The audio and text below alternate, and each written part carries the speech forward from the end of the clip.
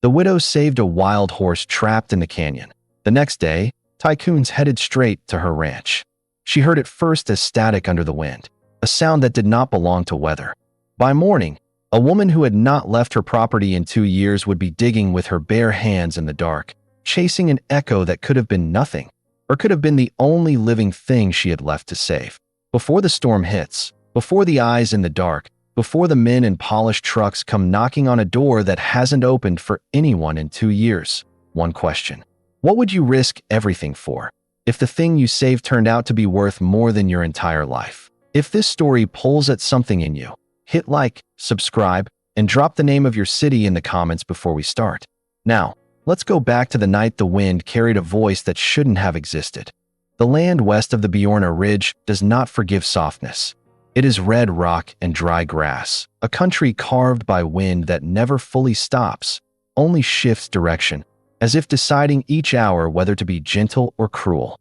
Out past the last paved road, where the GPS on most phones simply gives up and shows a blank gray square, sits a ranch that has belonged to the same family for 4 generations. The gate is iron, rusted at the hinges, and the sign above it, Larkspur Hollow, has faded so many colors that visitors sometimes mistake the letters for scratches.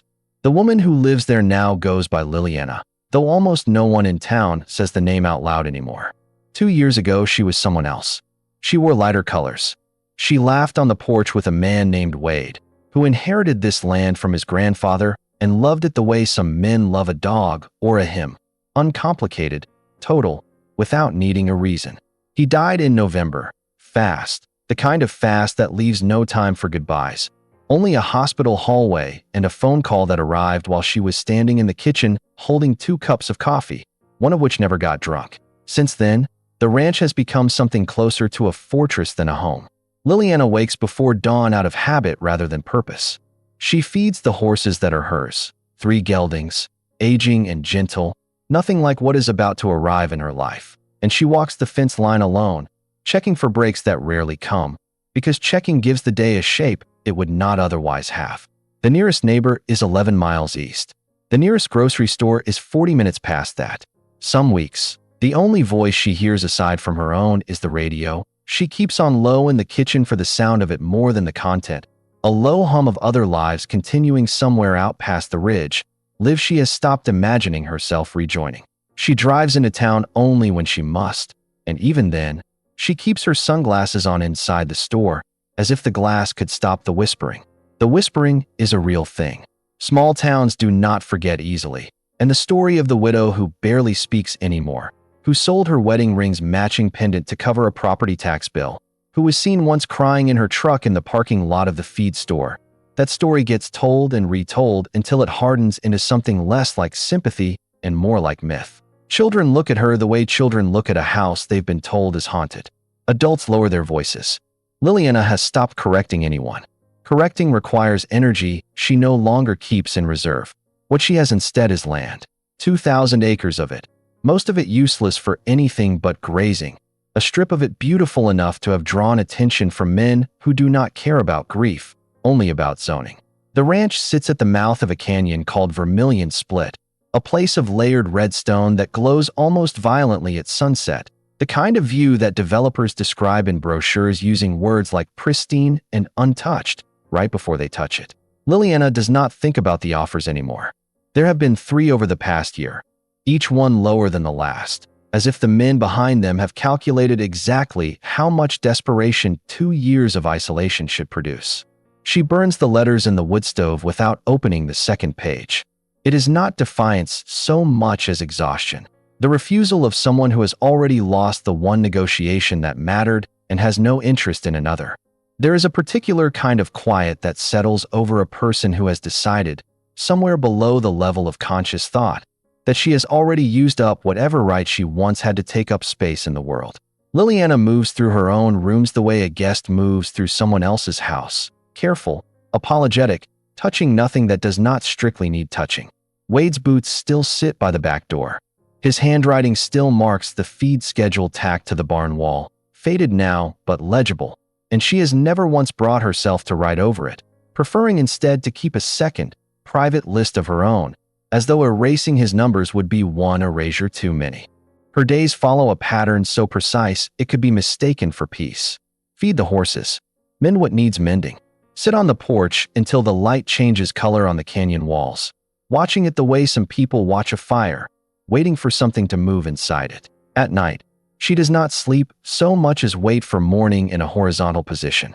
The house creaks around her, full of furniture weighed, built, and photographs she has not taken down, and the silence in it has a weight that presses on her chest more than any storm ever could. It is late September when the first dust storm of the season rolls down off the plateau, arriving not as a wall, but as a slow bruising of the sky, the horizon turning the color of an old scar. Liliana brings the geldings into the barn early, latches the shutters, and settles into the kind of vigilance ranch life demands during weather like this. Not fear exactly, just readiness, an old instinct that outlived the marriage that taught it to her. The wind picks up past midnight. It throws grit against the windows in handfuls, rattles the tin roof of the equipment shed, howls through the canyon mouth with a pitch that shifts as it funnels between the rock walls. Liliana sits in the dark kitchen with a lantern low, listening the way she has listened every night for 2 years, to a house that answers her only in wind. And then, underneath the wind, something else. A sound too strained to be the storm, too rhythmic to be debris. It rises and falls, thin and cracking, swallowed almost immediately by another gust. But not before it reaches something old and animal in her, the part of a person that recognizes suffering before the mind has agreed to listen. She sits very still. The lantern flickers. The sound does not repeat for a long stretch of minutes, long enough that she almost convinces herself it was imagination, grief finally curdling into something that hallucinates company.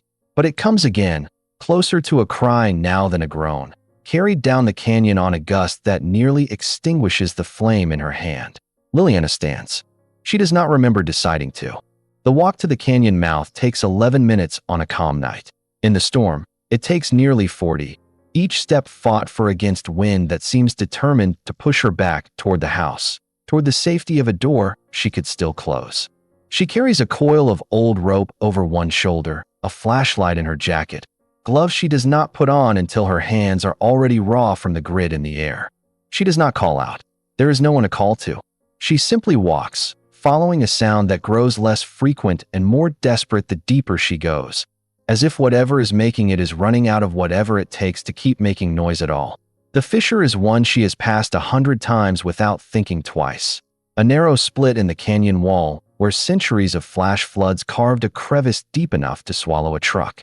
In daylight, it looks almost decorative, a crack in old red stone. In the beam of her flashlight, angled down into it through curtains of blowing dust, it looks like a wound. The horse is wedged nearly 4 feet down, a front leg twisted between 2 slabs of rock in a way that should not be possible for a body that size to survive without breaking something essential. His coat is black, or was black, now grayed with dust and streaked dark where sweat and blood have mixed and dried and mixed again.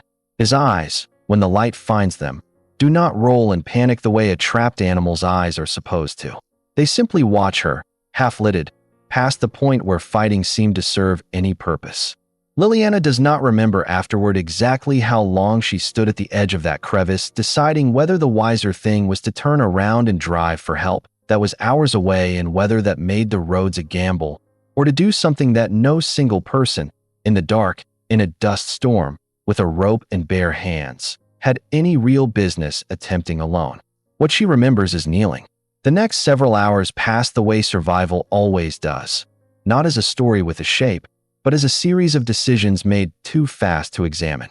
She digs at the loose shale around the horse's trapped leg with a hand trowel, and then, when the trowel bends, with her fingers, clearing enough space to work the rope beneath the joint without severing whatever tendons are still intact. The horse thrashes twice, hard enough to nearly break her wrist against the stone, and both times she does not pull back. She talks to him, not words that mean anything, just a low, steady stream of sound, the kind of voice a person uses on something wounded and afraid, whether or not the listener understands language. He stops thrashing before she does. By the time the leg comes free, her palms are shredded and bleeding through the gloves. Her shoulder aches with a strain she will feel for a week, and the eastern sky has begun to gray at its edges, the storm finally breaking apart into scattered gusts. The horse cannot stand on his own. She loops the rope beneath his chest, braces her boots against a slab of stone, and pulls. And for a long, terrible moment, nothing happens at all, and she is certain that 4 hours of tearing her hands apart have accomplished nothing except delaying an animal's death by a single night. Then he moves. It takes another hour to get him up out of the crevice and walking, listing hard to one side, favoring the leg that refuses to bear weight, but walking, following her rope and her voice the 11 minutes back toward the barn as the sun finally breaks the ridge line in a wash of orange that makes the whole canyon look, briefly, like it is on fire. She does not know, standing there streaked in blood and dust with a stranger's horse leaning its full weight into the doorframe of her barn, that she has just done the one thing capable of undoing everything 2 years of grief has built around her. She only knows that for the first time since November, her hands are shaking from something other than sorrow. The stallion does not eat for the first day. He stands in the far stall Liliana has cleared for him, head low, weight balanced awkwardly off the injured leg, watching her with an attention that unsettles her more than fear would. Wild horses do not usually hold a gaze. This one does, steady and unblinking, as if measuring something in her that she has not measured in herself for a long time. She calls the only large animal veterinarian within 80 miles, a woman named Nadia who works mostly with the Federal Wildlife Reserve 2 counties over and takes private calls only when nothing else in her schedule allows for delay. Nadia arrives by early afternoon, kneels beside the stallion's leg with the kind of unhurried focus that suggests she has seen far worse, and goes still in a way Liliana notices but does not yet understand. There is a scar tissue pattern on the horse's shoulder, faint but deliberate, shaved close in a spot where wild coats do not naturally thin. Nadia runs 2 fingers over it, then reaches for a handheld scanner from her bag, the kind used for livestock microchips, and passes it slowly along the horse's neck. The device beeps once, a small, flat sound with no drama in it at all. Nadia looks at the readout for a long moment before she looks up at Liliana, and something in her expression has changed, gone careful in a way it was not a minute earlier. "You didn't just save a horse," she says, quiet enough that the wind nearly takes it. "You saved him. The leg is not broken," Nadia explains, working with a steadiness that seems designed to keep Liliana calm as much as to treat the wound. A severe strain, deep lacerations, tendon damage that will require weeks, maybe longer, of careful immobilization, but not a fracture, not the death sentence it could so easily have been.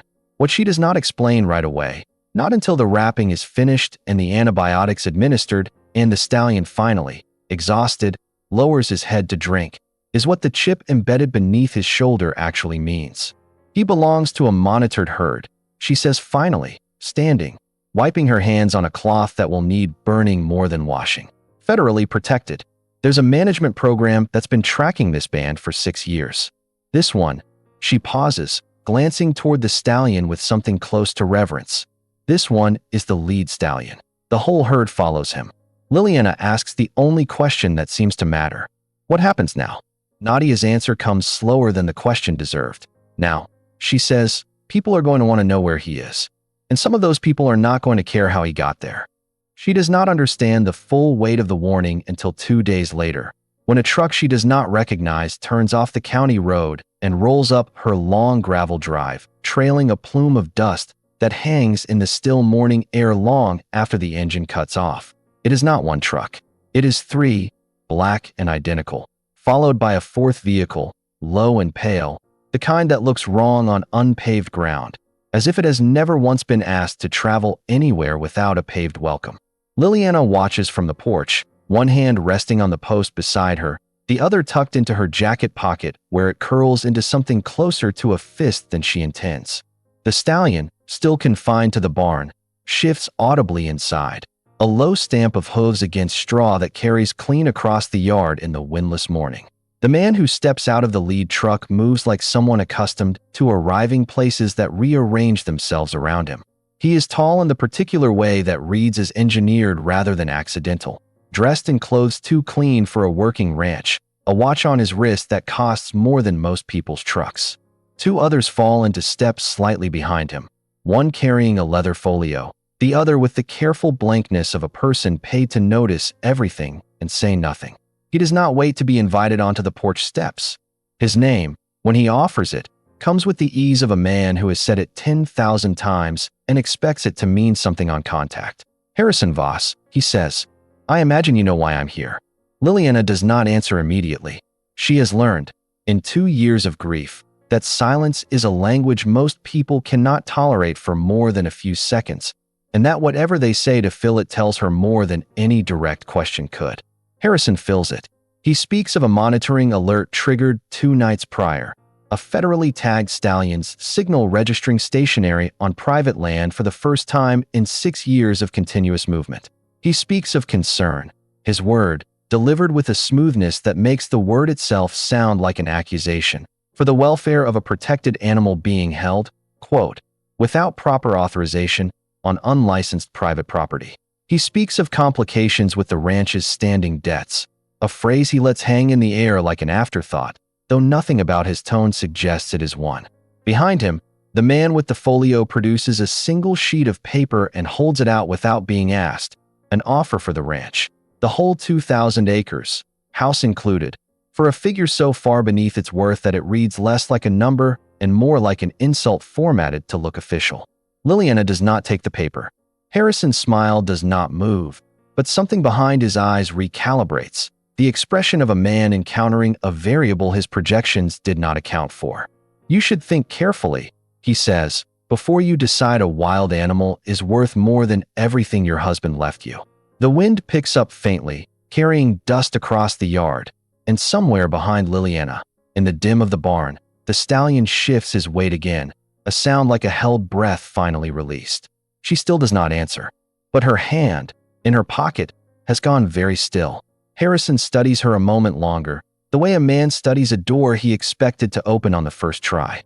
Something in her stillness seems to interest him more than it should, a small crack in the calculation he arrived with. He glances once toward the barn, toward the low, restless sound coming from inside it, and something briefly crosses his face that is not quite respect and not quite irritation, but sits somewhere close to both. "You have until Friday," he says finally, folding the untouched paper back into the folio himself, his voice losing none of its polish even as the offer curdles into something closer to an ultimatum.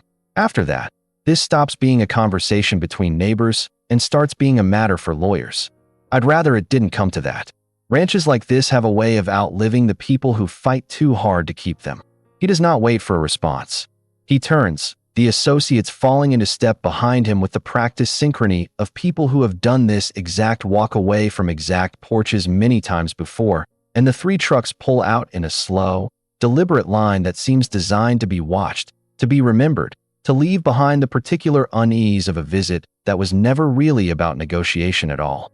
Harrison's trucks leave the way they arrived, unhurried, as though the visit accomplished exactly what it set out to accomplish simply by occurring. Liliana stands on the porch long after the dust settles, replaying the shape of the threat until it stops sounding like conversation and starts sounding like architecture, something built, deliberately, with load-bearing pieces she has not yet located. She calls Nadia that evening, and the vet's voice on the phone carries a caution it did not hold 2 days earlier, the sound of someone choosing words with more care than usual. There have been rumors, Nadia admits, of a development consortium quietly buying up water rights and grazing leases along the ridge for the better part of a year, always through shell entities, always just beneath the threshold that would draw serious scrutiny. The federal protections on the migratory herd have been the single obstacle standing between that consortium and a resort footprint stretching the length of Vermilion Split. A stallion trapped and rescued on private land is not, Nadia says carefully, actually a violation of anything. Rescue is protected activity under the same statute that protects the herd. But statutes only matter to people who don't have the money to make the process outlast you. Over the following days, the pressure Harrison promised arrives not as another visit, but as a slow tightening around the edges of Liliana's life. Her line of credit at the local bank, modest, mostly untouched, kept open more as a safety net than a necessity, is frozen without explanation beyond a letter citing, vaguely, irregularities under review. The feed supplier who has serviced Larkspur Hollow for 11 years calls to say, apologetically, that they can no longer extend her the usual 30-day terms. Payment up front only, effective immediately. In town, when she makes her rare trip for supplies, the sunglasses and silence treatment she has grown used to takes on a new shape. Not just pity now, but suspicion, whispered comments about a widow gone strange enough to be hoarding a wild animal in her barn, endangering herself, endangering the herd, endangering who knows what else. None of it is loud. None of it announces itself as a campaign. That, Liliana comes to understand, is precisely the design, pressure applied in enough small, deniable increments that no single point of it looks like cruelty, only bad luck accumulating around a woman everyone already believed was cursed.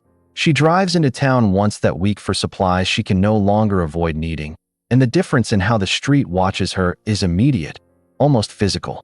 A man she has known since Wade's funeral crosses to the far sidewalk rather than pass close enough to speak. The teller at the bank counter, normally warm, keeps her eyes fixed on the screen the entire transaction, sliding the receipt across without a word. Liliana does not confront any of it. She has learned, these past 2 years, that confrontation only feeds a story people have already decided how to tell, and she has no strength left to spend on an audience that has already reached its verdict. What she does instead is drive home the long way, past the canyon mouth, and stop the truck at the fence line long enough to sit with the engine off, watching the red rock hold its color as the light shifts across it. It is not peace. It is closer to the discipline of someone conserving fuel for a fire she suspects she will need later, though she could not yet say for what. She does not sleep more than 3 hours most nights that week. She sits instead in the barn on an overturned bucket, close enough to the stallion's stall to hear him breathe, far enough to give him the space wild things require even in captivity. He does not flinch from her the way he did the first day.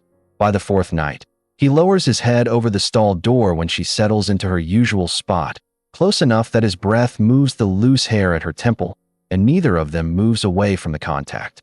She has not touched anything living. She realizes somewhere in the space of that week, without flinching from it herself, not since Wade's hand went slack in hers in a hospital corridor that smelled of antiseptic and finality. The stallion's breath against her hair does not erase that memory. It simply sits beside it, the first new thing to occupy that particular room in her chest in 2 years. There are nights that week when headlights sweep briefly across the ridge road well past midnight, slow-moving, pausing longer than any passing traffic should, before continuing on into the dark. Liliana never sees who drives them. She only notes the pattern in the same notebook where she tracks the stallion's recovery, a second column of observations she does not yet have a name for, keeping record the way ranch people keep record of weather that has not yet decided whether it intends to become a storm. On the 6th night, she finally unwraps the bandaging enough to check the wound beneath, expecting resistance, bracing for a kick that could easily kill her. The stallion goes still instead, entirely still, watching her hands work with the same steady, measuring attention he gave her from the crevice floor. When she finishes and steps back, he lowers his head until his muzzle rests, briefly, against her shoulder. It is such a small motion. It should not undo her the way it does. The letter arrives 8 days later, delivered not by mail but by hand, brought to her door by the same folio-carrying associate who accompanied Harrison on his first visit. It is thicker this time, official in a way the previous offer was not. A notice of pending federal review regarding unauthorized possession of a tagged wildlife specimen, cross-referenced with a lien search revealing an outstanding debt against the ranch, dated to a refinancing arrangement Wade signed 11 years ago and never fully disclosed, a debt that has, through interest and penalties Liliana never knew existed, grown into a figure large enough to threaten the entire property. She sits at the kitchen table that night with both documents spread in front of her under lantern light. The wildlife notice and the debt notice, 2 separate weapons aimed at the same target, and understands, with a clarity that feels almost peaceful in its bleakness, the exact shape of the trap. Release the stallion now, before the wound has healed, and he dies in the canyon or is quietly gathered up by Harrison's people once the land clears of witnesses. Keep him, heal him properly, and lose the ranch to a debt she cannot pay and a legal process she cannot survive without money she does not have. There is no version of this, laid out on the table in front of her, where she keeps both the horse and the home Wade left her. The math simply does not allow it. She walks the length of the kitchen twice, 3 times, the lantern light, throwing her shadow long and broken across the floorboards weighed once refinished by hand over a single stubborn August, insisting the work be done right even though no one but the two of them would ever see the grain beneath the varnish. She stops at the window that faces the barn and stands there long enough for her breath to fog the glass, watching the dark shape of the structure against a sky gone heavy with stars, imagining, in flashes she cannot stop, both futures at once. The stallion loose and limping through the canyon at night, and the stallion healthy, but hers only until a court decides otherwise. The ranch gone either way, the debt or the fine collecting what the storm could not. She thinks of the 3 geldings in the near pasture, gentle and aging, who have never once asked anything of her beyond feed and water, and the small, undemanding companionship of animals that trust without complication. She thinks of how easy it would have been, that first night, to have stayed in the kitchen and told herself the sound in the wind was nothing, that the crevice was too dangerous, that a woman alone in a dust storm owes nothing to a stranger's suffering. No one would have blamed her. No one would have known there was ever anything to blame her for. But she had gone, and something in the going had cracked open a door she believed, until that night, had been welded permanently shut. She thinks of Wade's hand going slack. She thinks of 2 years spent believing there was nothing left in her worth protecting, worth fighting for, worth keeping whole.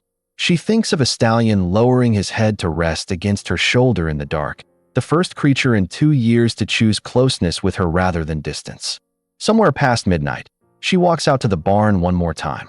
The stallion is standing, weight still favoring the injured leg, but standing, watching her approach the way he has watched her every night since the crevice. She does not speak. She simply stands at the stall door for a long time, letting the silence hold whatever it needs to hold. And when she finally goes back inside, something in the set of her shoulders has changed, settled into a decision that did not require the sound of her own voice to be real. The following morning, she calls the number printed at the bottom of Harrison's letter. When his assistant answers, Liliana's voice comes out steadier than she expects, steadier than she has heard it in 2 years. "Tell Mr. Voss no," she says. "Tell him the horse stays. Tell him I'll see him in whatever court he wants to take me to."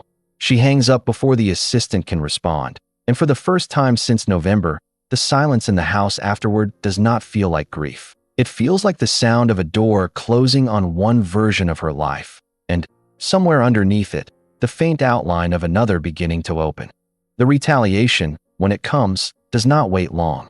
Within 72 hours, Liliana's remaining line of insurance on the property is dropped by a carrier citing, opaquely, elevated liability associated with unlicensed wildlife on the premises.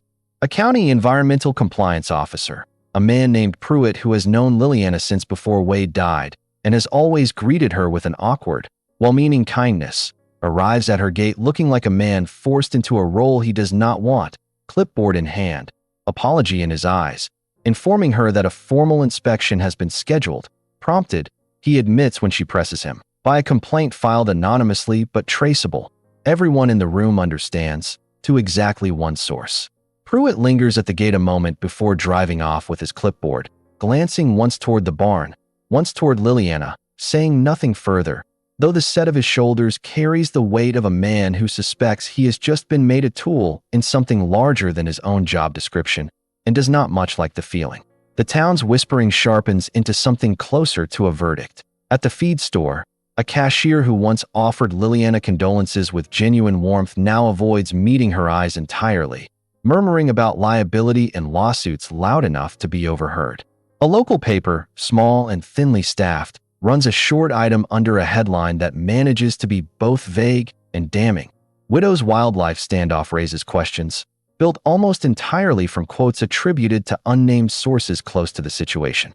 Liliana reads it once, standing in her kitchen with the newspaper spread flat on the table beside the 2 documents she has not yet been able to make herself put away, and does not cry. She is somewhat surprised by that. 2 years ago, far smaller cruelties broke her completely. This one, larger, more public, more consequential, arrives instead like whether she has already decided to walk through. She spends the following days doing the only thing available to her, caring for the horse with a discipline that borders on ritual. She changes the wrapping twice daily, tracks his weight-bearing progress in a notebook she has started keeping specifically for that purpose, adjusts his feed as Nadia instructs over increasingly frequent phone calls, and sits with him each night on the overturned bucket, watching the wound close by degrees, watching something in his posture loosen from wariness into something that, if she allowed herself the word, she might call trust. Nadia visits twice more that week, each time staying longer than strictly necessary, each time leaving with a look on her face that suggests she is turning something over that she has not yet decided how to say out loud. On her second visit, she brings with her a thick folder of photocopied documents, land grant records, and herd migration data she has pulled from the reserve's archives. Working, she admits, on her own time, chasing a thread she is not yet certain leads anywhere. There's something about the original land grants out here that doesn't add up, she tells Liliana, spreading the papers across the kitchen table beside the newspaper and the debt notice. 3 separate versions of the same land now competing for space on the same surface. I need more time before I can say what it means. But I don't think this ranch is what Harrison Voss thinks it is. Liliana does not let herself hope. Hope, in her experience, is a debt collected in full eventually, with interest.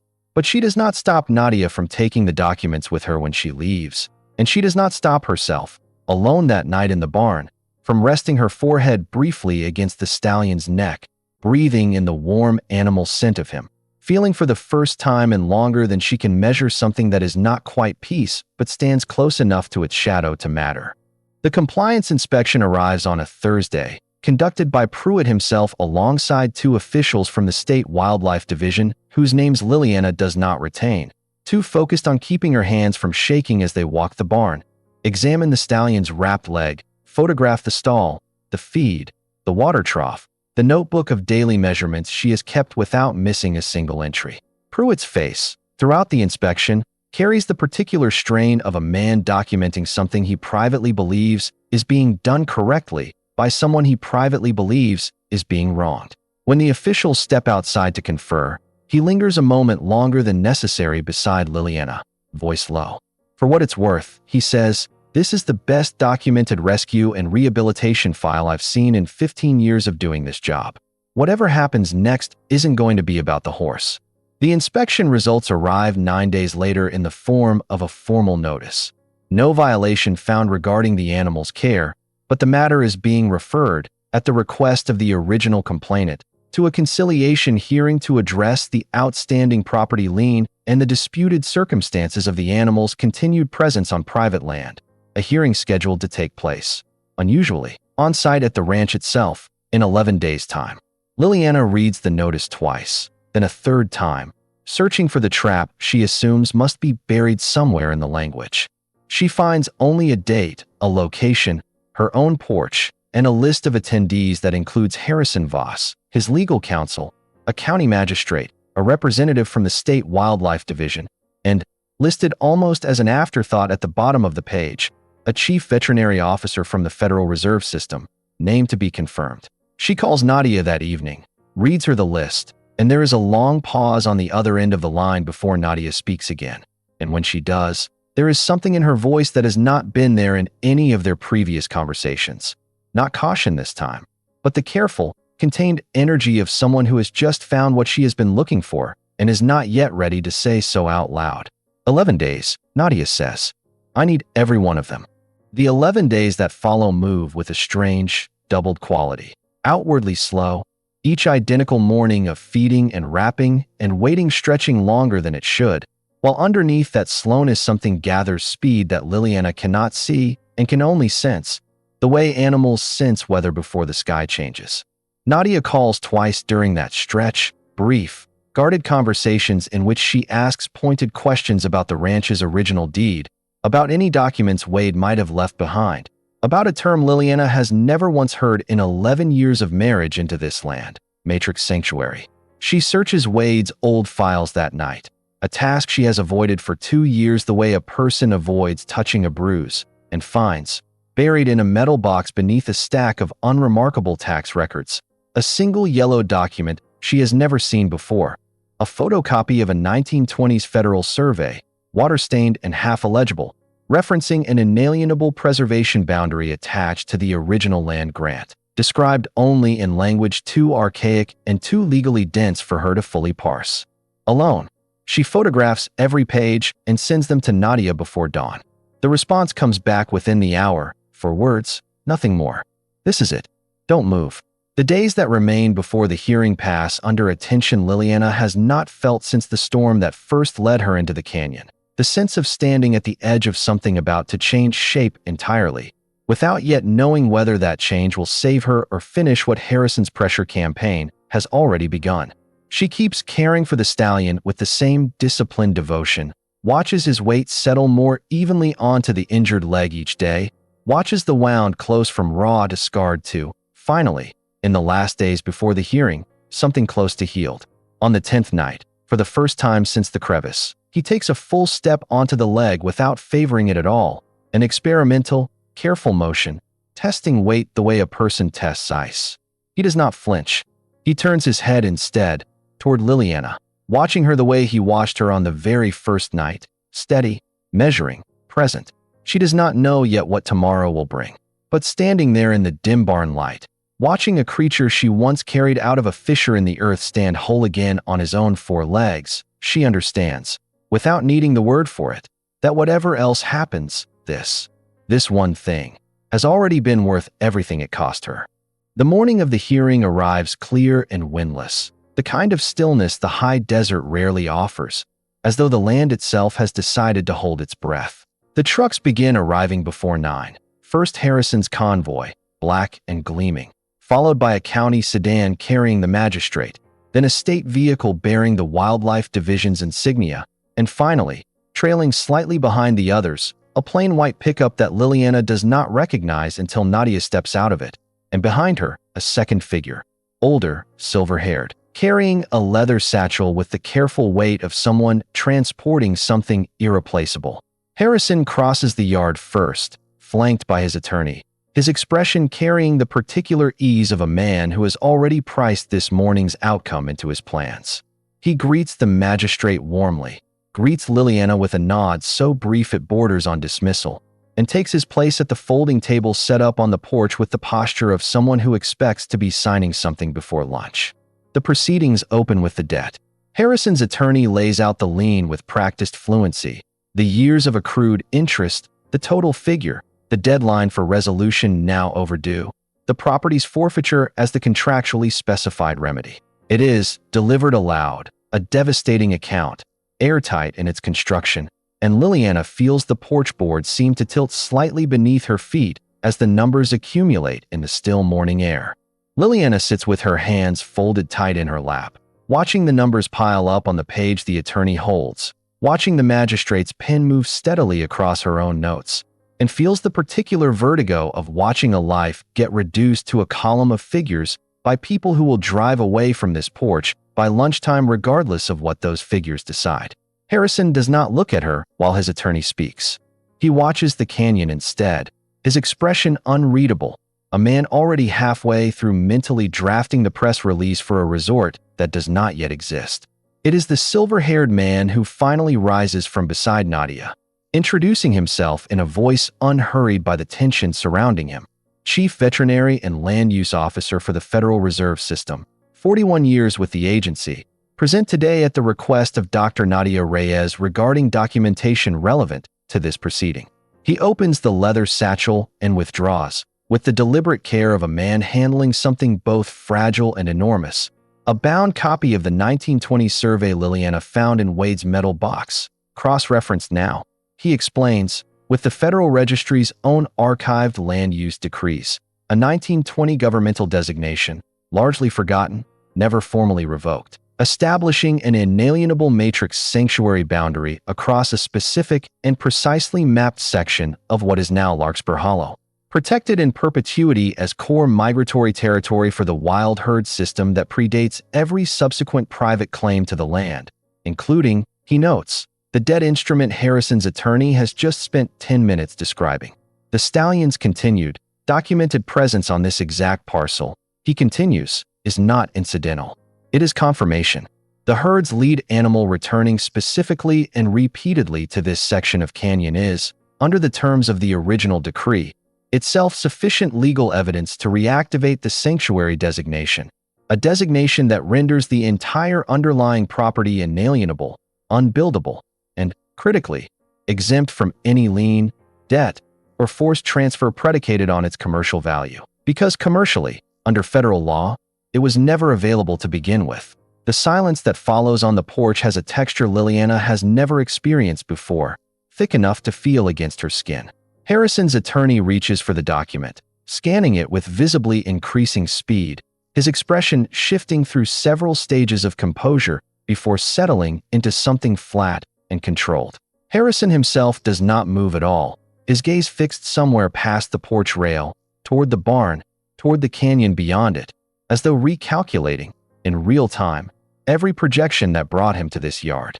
The magistrate takes the document, reads it twice in a silence that stretches the whole gathering thin, and when she finally speaks, her voice carries the flat, procedural weight of something now decided rather than debated. The lien, she states, is void as a matter of federal preemption. The property cannot be forfeited under a debt instrument predicated on land the debtor never legally held unencumbered rights to sell. The wildlife matter, similarly, resolves itself. No violation exists in rescuing and rehabilitating an animal on land that has, since 1920, existed as its own protected sanctuary, whether or not any living party remembered that fact until 11 days ago. Harrison's attorney attempts, briefly, to raise a procedural objection, something about the timeliness of the disclosure, the chain of custody on the original documents, but the objection dies almost as soon as it is spoken, deflated by the magistrate's expression alone. Harrison does not instruct him to press further. He simply stands, buttons his jacket with a motion too controlled to read as anything but restraint, and looks, for the first time since arriving, directly at Liliana. There is no apology in the look. Men like Harrison do not deal in apology. But there is, briefly, something that might be respect, or might simply be the recognition of a variable he failed, catastrophically, to account for, a woman the whole county had written off as broken, who turned out to be standing, without anyone noticing, on ground no amount of money had ever actually been able to buy. He says nothing further. He crosses the yard, climbs into his truck, and the convoy pulls away down the gravel drive in the same unhurried procession it arrived in, the dust settling behind it into a silence far more absolute than the one that greeted his first visit 2 weeks earlier. Not the silence of a threat withheld, but the silence of a threat that has simply ceased, permanently, to exist. Dorian, the attorney, lingers a moment on the gravel drive after Harrison has already climbed into the lead truck, glancing back once toward the porch, toward Liliana, with an expression that might, in a different life, have resembled apology. He says nothing. He simply gets into the second vehicle, and the convoy rolls away down the long drive it arrived on 2 weeks earlier as a threat and now leaves as nothing at all, a closed file, a line item in a much larger portfolio that will, by tomorrow, already have moved on to some other parcel of land somewhere else in the state. The immediate aftermath does not feel like victory so much as depressurization, the particular exhaustion of a body realizing, all at once, that the danger it has been braced against for weeks is finally, actually gone. Liliana sits down hard on the porch steps once the last truck disappears from the drive, hands trembling now for reasons entirely different from the ones that made them shake the night in the canyon, and Nadia sits beside her without speaking, letting the silence do what silence does best.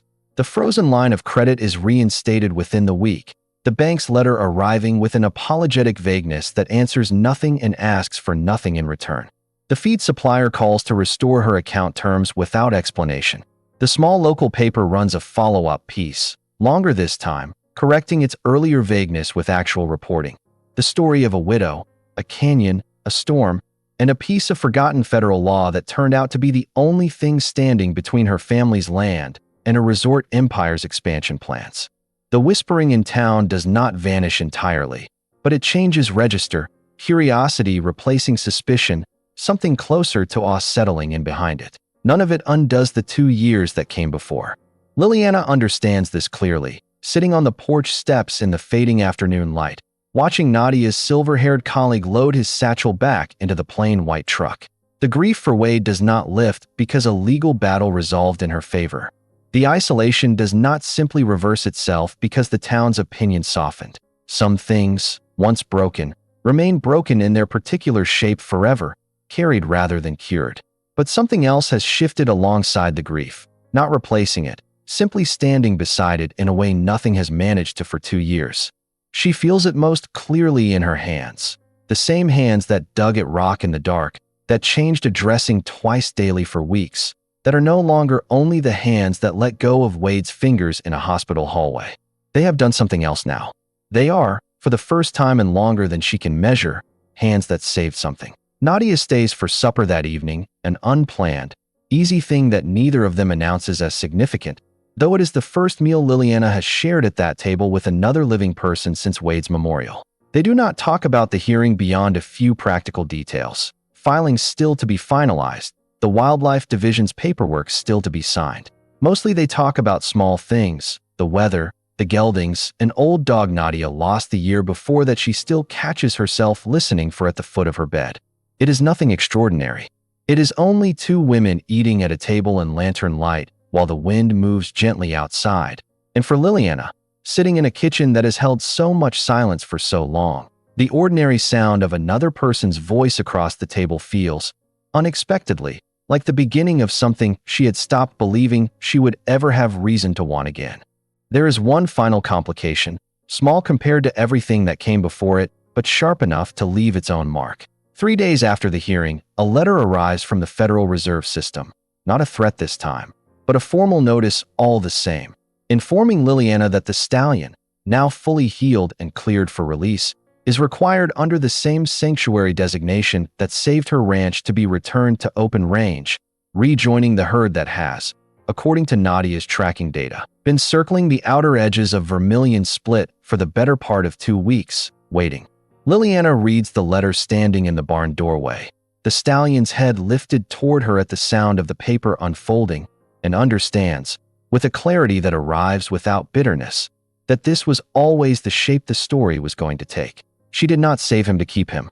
She saved him because, on a night when she believed there was nothing left in her worth using, something in the dark needed exactly what she had left to give. She does not delay the release.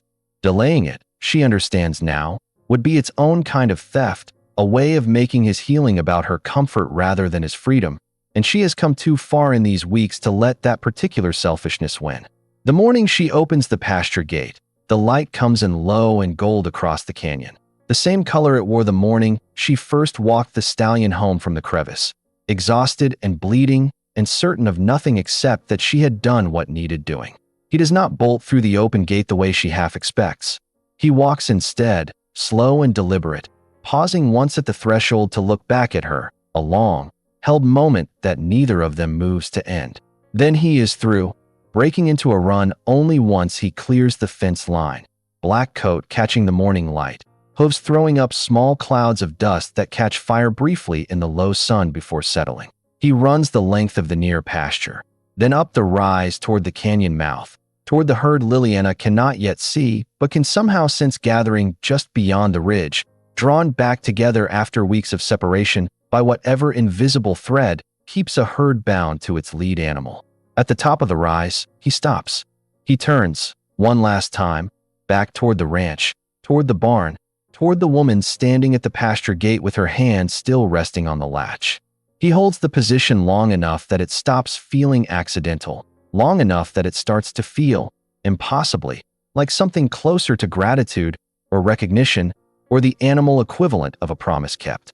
And then, for the first time in 2 years, standing alone at the edge of land that very nearly stopped being hers, watching a wild thing she once dug out of a canyon in the middle of a storm choose, of its own free will, to look back before disappearing into open country. Liliana smiles. It is small. It does not erase 2 years of silence, or the grief that will likely walk beside her for the rest of her life in one form or another. But it is real, and it is hers, and it is the first one anyone, including herself, has seen on her face since November. Liliana stands at the gate a long while after he vanishes over the rise, long enough that the sun climbs a full hand's width higher, long enough for the 3 geldings to wander over from the near pasture and nose curiously at the empty stall that has, for weeks, smelled of a stranger they never quite grew comfortable sharing a barn with. She latches the gate slowly, the metal cold under her palm despite the climbing heat of the morning, and allows herself, for a moment, simply to stand there in a silence that no longer presses against her chest the way it once did, a silence that has, somewhere in the last several weeks, become something closer to company than absence. The stallion turns, finally, and crests the ridge, and is gone. Sometimes the thing we save with the last of our strength turns out to be the very thing sent to save us whole. Liliana never set out to find a reason to keep going. She only heard something crying in the dark and refused to leave it there. If her story moved something in you, make sure you're subscribed for more, leave a like so this reaches someone who needs it today, and tell us in the comments. Where are you watching from tonight?